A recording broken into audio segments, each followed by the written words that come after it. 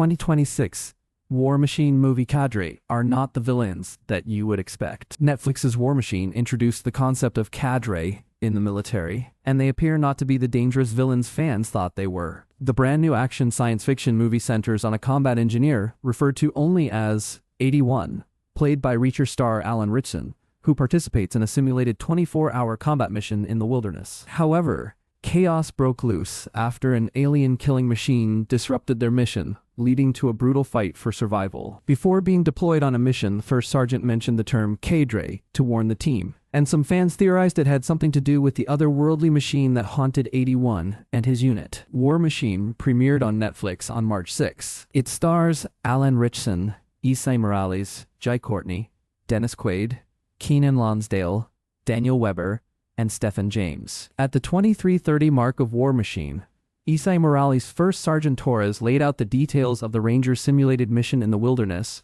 which involves reconnaissance and rescue of survivors after a classified aircraft was shot down behind enemy lines. Torres warned the Rangers that they may be ambushed by Cadre at any time.